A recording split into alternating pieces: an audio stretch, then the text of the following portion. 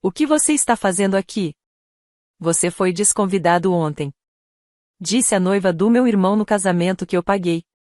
Eu apenas sorri e respondi, entendido. Mas, antes de ir embora, conheça meu acompanhante, um velho amigo seu.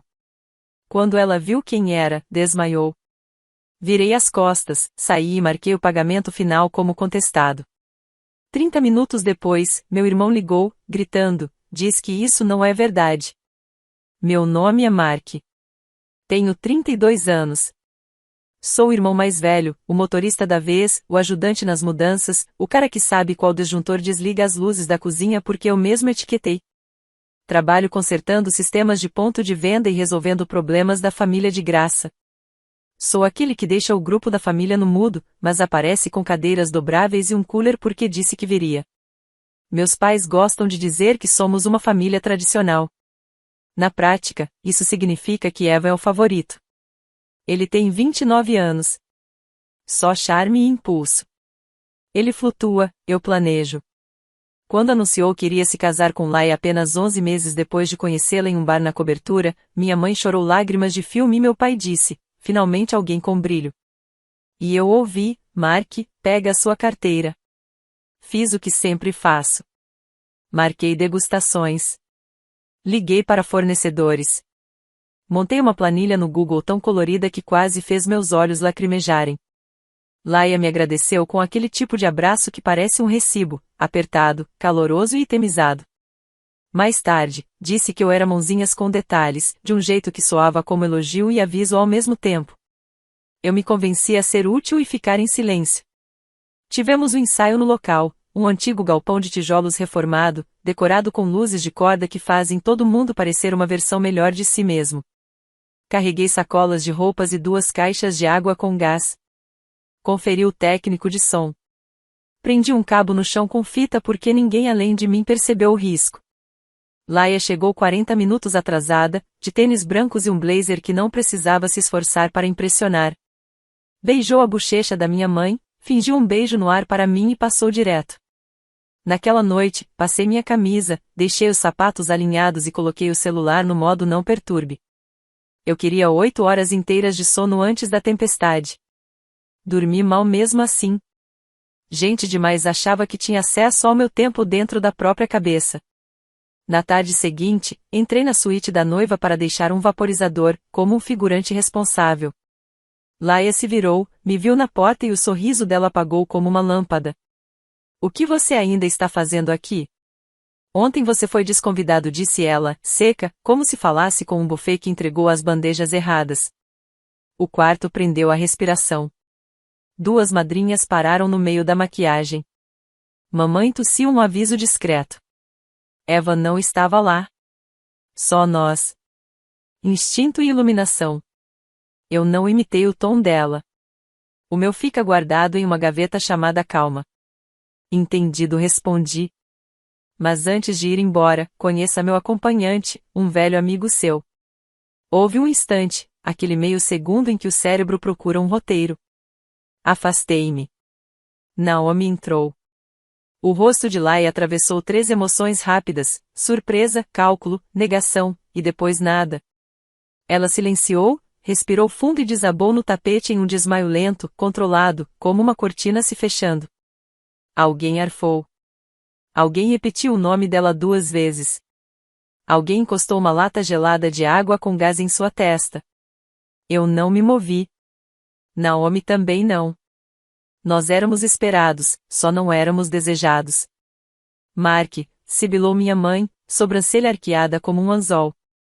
Que história é essa? Olhei bem para ela e respondi cara a cara. História de verdade. Coloquei o vaporizador ao lado do espelho, acenei para Naomi e saí. Não corri. Não olhei para trás. O corredor cheirava a eucalipto e laquê. As luzes penduradas zumbiam. Do lado de fora, ajeitei a gravata, fotografei o céu feito um idiota e caminhei até o estacionamento. Nenhuma voz levantada ainda, nenhum telefonema. Só aquela sensação de quando o cano, sobre o qual você vinha avisando há meses, finalmente estoura. Eu não falei uma única palavra sobre dinheiro. Não mencionei contratos. Não toquei no celular. Deixei o primeiro dominó cair sozinho. Se você quer entender por que levei Naomi a um lugar onde ela não era bem-vinda, precisa conhecer os meses que se acumularam até aquela porta e os anos que me treinaram a mantê-la aberta. Eva nasceu carismático. Podia derrubar um copo no jantar e ainda fazer a vovó rir da cena. Eu nasci prático. Eu limpava a bagunça. Nós dois éramos elogiados, mas os aplausos dele ecoavam mais. Ele tem brilho, dizia minha mãe. Mark é o firme, completava meu pai, como se firmeza não fosse um talento capaz de manter o teto em pé. O dinheiro já era tema antes mesmo de eu ter o meu. Aos 19, eu trabalhava de noite em um armazém e de manhã em uma cafeteria para pagar a faculdade. Caráter, meu pai dizia, aprovando o que significava nenhuma ajuda. Quando Evan tinha 19 e decidiu tirar um ano de folga para explorar, ganhou um Subaru usado com laço em cima. Segurança, disse mamãe. A gente cuida dos nossos. O que eles queriam dizer era, eu cuido dos nossos.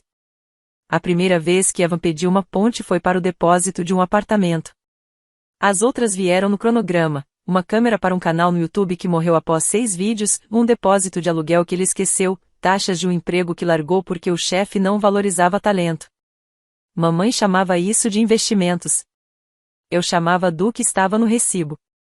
Pequenas humilhações viraram uma goteira constante. Eu aparecia no jantar de família com o cheesecake que eu mesmo pagava, e mamãe dizia, Evan, corta o bolo. Deixa seu irmão descansar pela primeira vez, como se eu fosse um convidado que se perdeu dentro de um restaurante. Quando tivemos que abrigar a vovó por alguns meses, Evan ficou com um quarto grande porque ele precisava de espaço para criar. Minha caixa de ferramentas ficou no corredor. Quando recebi uma promoção, mamãe mandou uma mensagem, estamos tão orgulhosos. Você pode tirar a cesta para ajudar a Laia com um mapa de assentos? E quando Evan conheceu Laia, nossa família aprendeu uma palavra nova, visão. Ela sabe encher os ambientes disso. Fala com as mãos e veste roupas que parecem simples até você ver a etiqueta. É rápida na gratidão e mais rápida ainda em pedir um favorzinho. No primeiro mês em que a conheci, consertei o Wi-Fi dela, montei 3 cadeiras e peguei um Uber para resgatá-la de um motorista estranho porque Eva estava em reunião. Ela me retribuiu com um latte e um beijo na bochecha que não deixou marca, mas ficou guardado na memória. O noivado foi de verdade. Eva alugou um barquinho. Laia chorou de um jeito fotogênico. Mamãe postou, 2 almas, uma só história. Papai escreveu, orgulho de pai. Eu transformei a tal história única em agendas compartilhadas e convites no calendário. Na primeira degustação, o buffet deslizou uma pasta para o meu lado, não para o de Eva. Eu não pedi isso. Só acontece quando você se comporta como alguém que lê as letras miúdas. Laia pegou a pasta, devolveu e disse, o Mark adora essas coisas. Ele é a nossa planilha.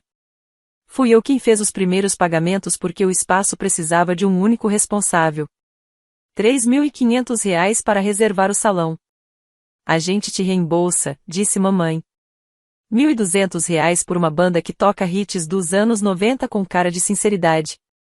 A gente acerta semana que vem, disse papai. R$ 750 por cadeiras tão desconfortáveis que fazem você pensar na postura só de olhar. Carrega por enquanto, disse Laia.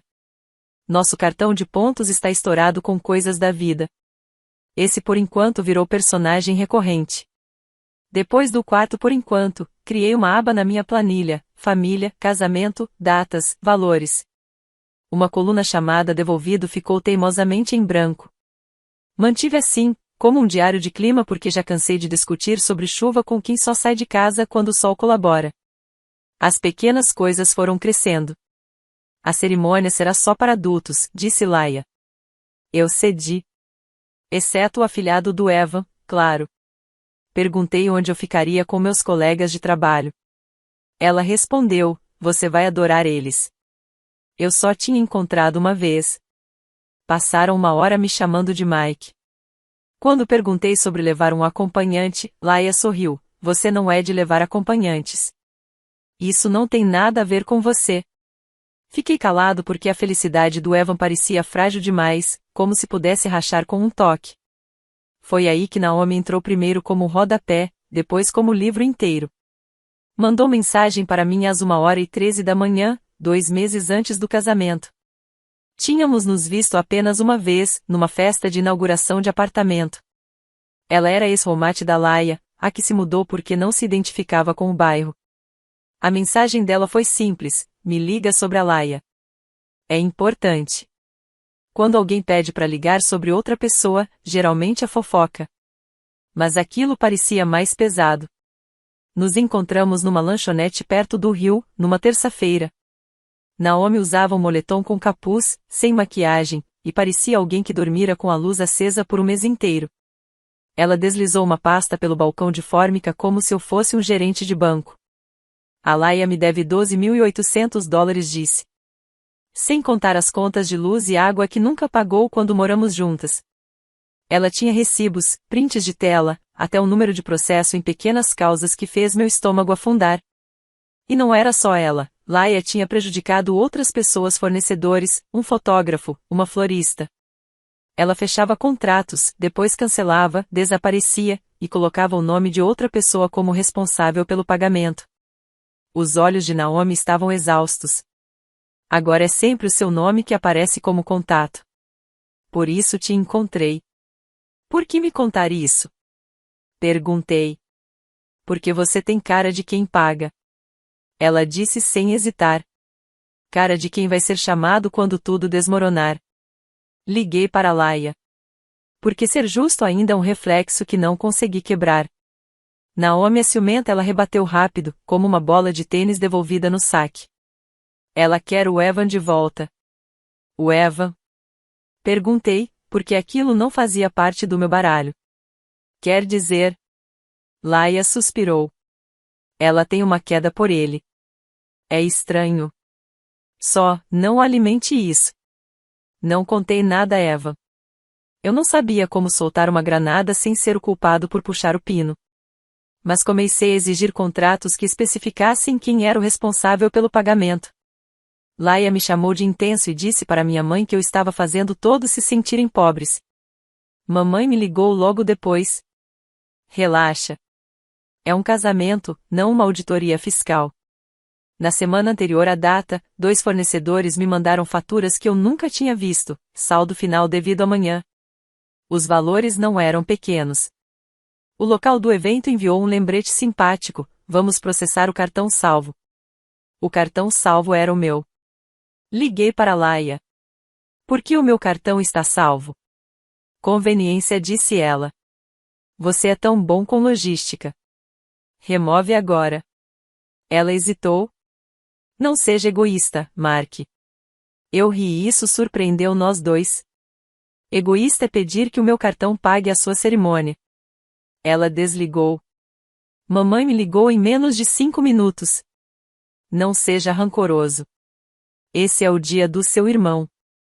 É também o meu limite, respondi. No dia seguinte, recebi uma mensagem de Laia. Devido às tensões, você não faz mais parte da festa de casamento.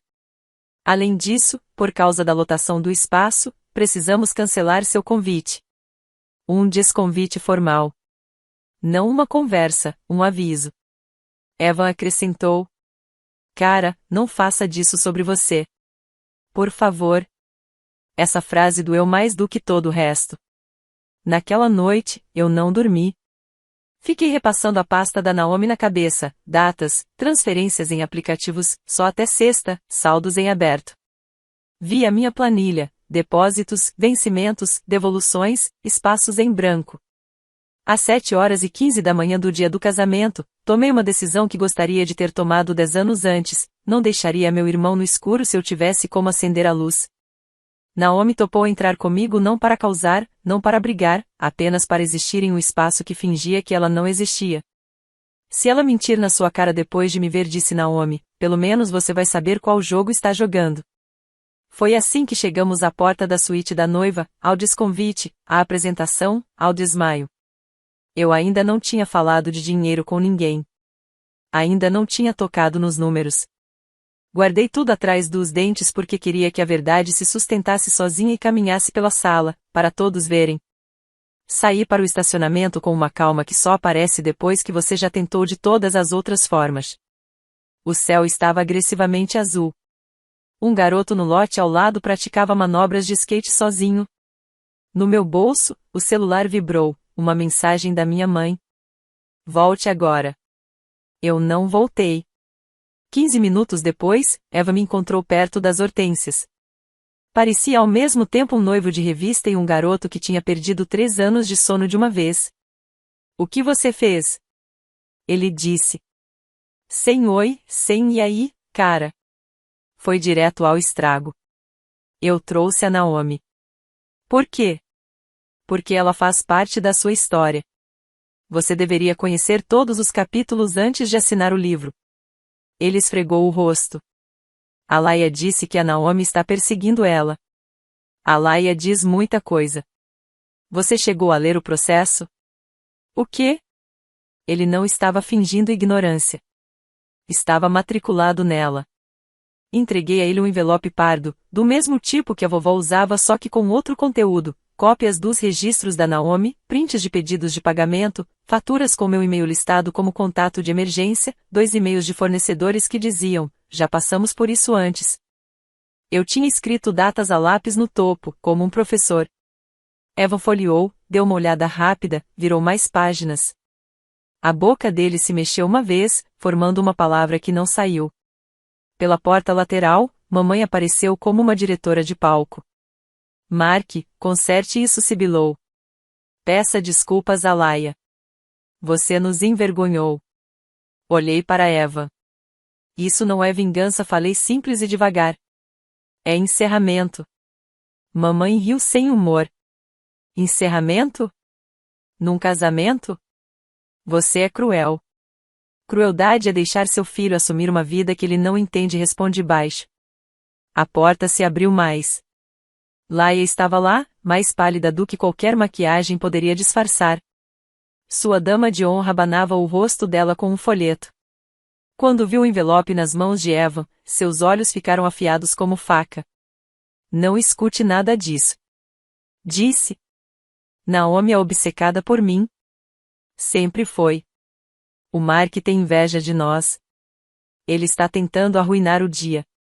Eva me olhou. É verdade? Não respondi. A verdade é esta, meu cartão está registrado no local. O débito final acontece às 4. A floricultura diz que devemos $2.140 porque alguém adicionou peonias ontem. A banda mandou um contrato que eu nunca aprovei. E 3 fornecedores da pasta da Naomi bloquearam sua noiva. Pare, disse Laia, a voz cortante a ponto de arranhar minha garganta. Você é patético. Mantive o tom neutro. Eu sou consistente. Papai apareceu, gravata meio torta, olhos em chamas. Você não vai destruir este momento da família. Apontou o dedo. Não fui, eu respondi. Vocês colocaram tudo num fogão aceso e saíram da cozinha. A dama de honra sussurrou algo para Laia.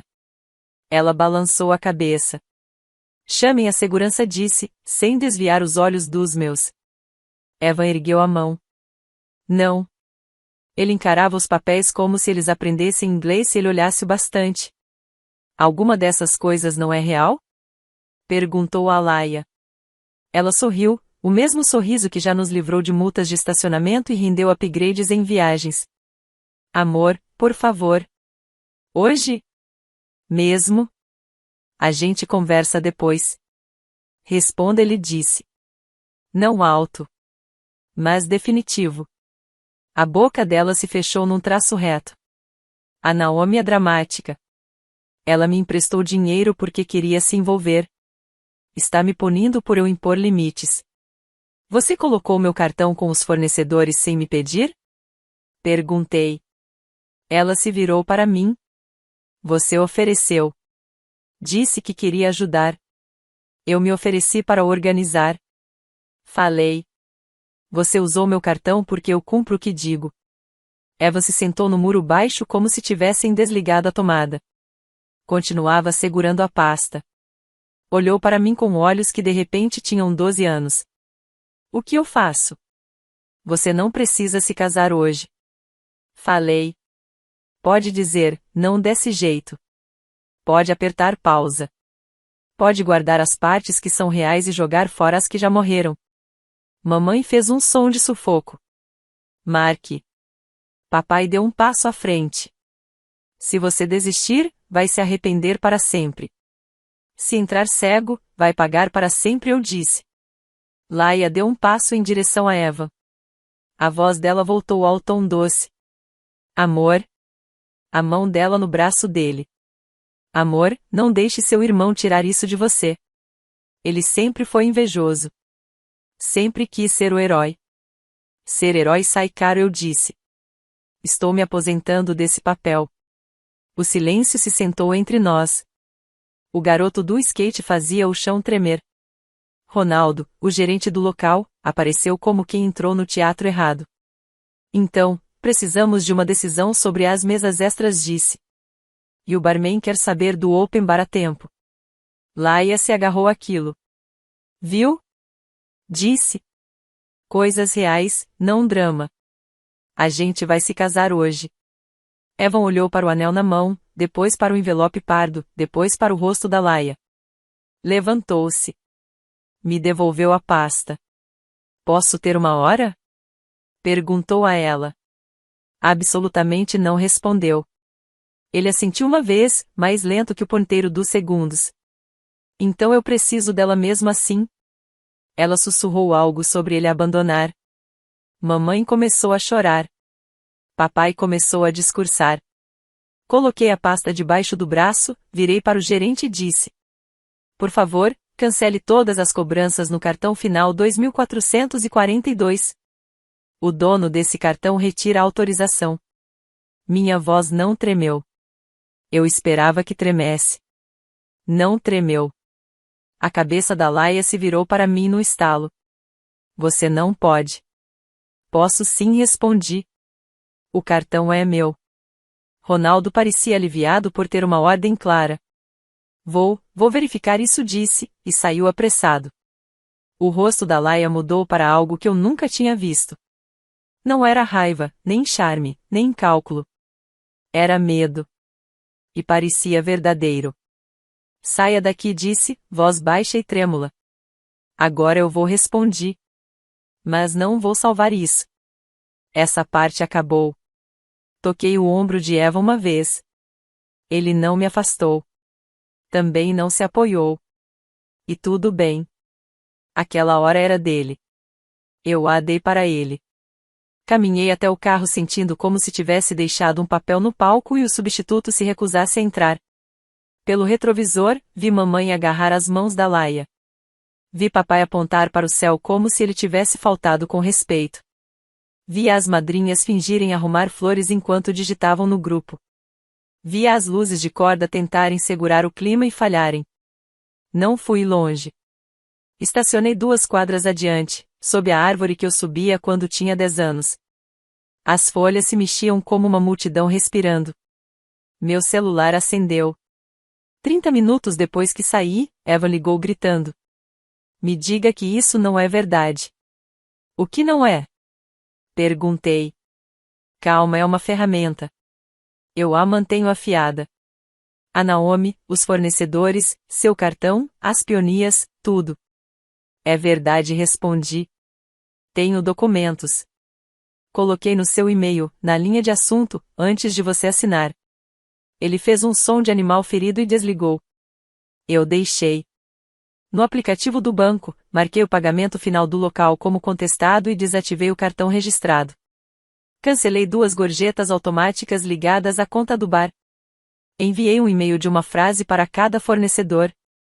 Não sou o pagador. Remova o meu cartão do sistema imediatamente. Copiei Ronaldo, para ter um humano no circuito. Eu não estava destruindo um casamento. Estava desconectando meu oxigênio de um quarto que havia trancado as janelas. Mamãe, 12 chamadas perdidas. Papai, 8. Números desconhecidos, 6. Laia, nenhum. Ela nunca liga para ajuda. Ela liga para a história. Virei o celular para baixo e fiquei olhando para o volante até meus ombros voltarem para o lugar. Então liguei para a central de fraudes do banco. Cobranças pendentes na Old Foundry Events e Barcraft Services nas próximas 3 horas. Eu retiro a permissão. Fiquei com o depósito, bloqueiem o resto. O atendente fez perguntas de segurança que eu poderia responder dormindo. Vamos sinalizar, senhor. Mas talvez ainda precise responder às contestações dos comerciantes. Eu lido com papel respondi. Ele riu, como se isso me tornasse velho. Ronaldo mandou mensagem, recebi sua nota. Pausamos a cobrança final. Precisamos de um novo cartão para continuar o serviço.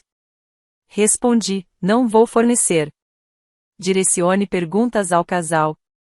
Ele devolveu, entendido. Boa sorte a todos. Trabalhadores de eventos deveriam comandar o mundo. Às 15h11, Ava, uma das madrinhas da Laia, postou um story, um bumerangue com champanhe e a legenda "Algumas pessoas não suportam a alegria". Não respondi.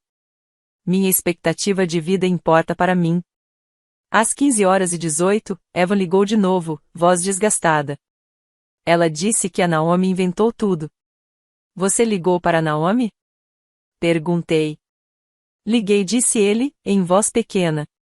Ela me mandou o recibo da ação de pequenas causas e uma mensagem da Laia que dizia: por favor, não estrague isso para mim.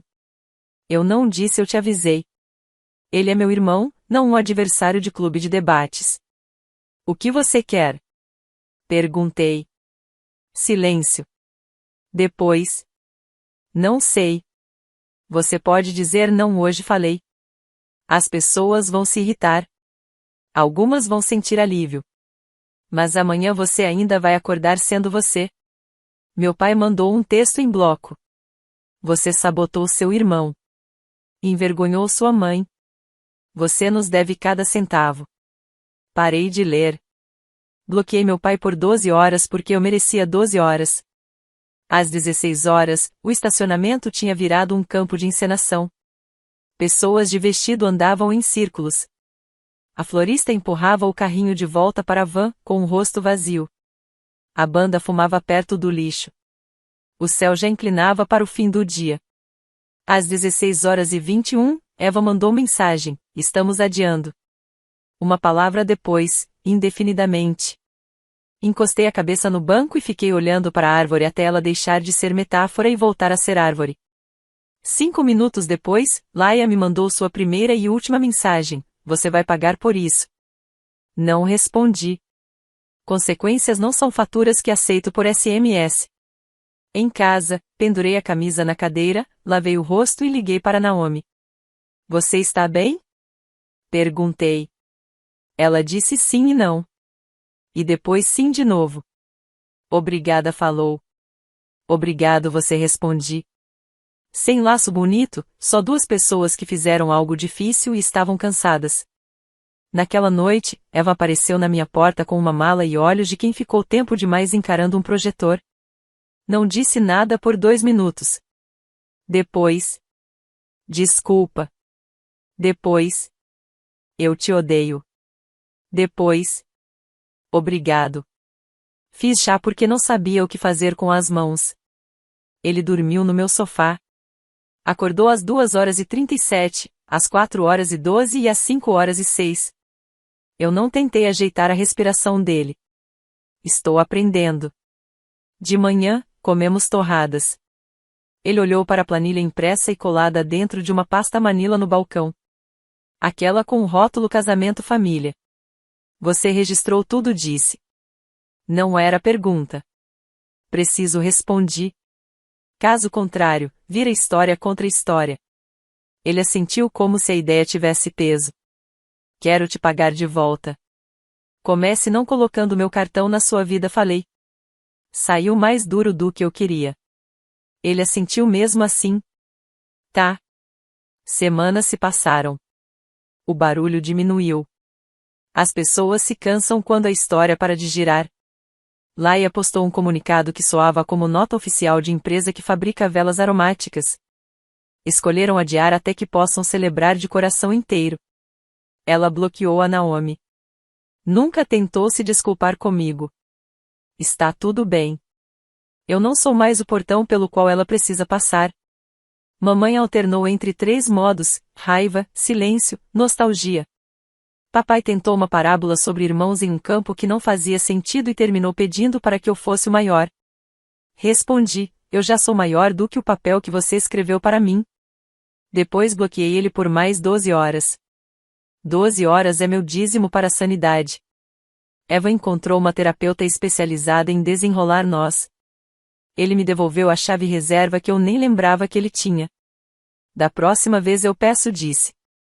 E a próxima vez veio quando ele pediu ajuda para cancelar uma apólice de seguro do anel que chegava no meu e-mail. Dei o número e voltei para o meu café. Ele mesmo ligou. Os fornecedores foram mais gentis do que eu merecia. A florista devolveu parte do depósito porque você foi honesto. O salão manteve o valor inicial e perdoou o restante.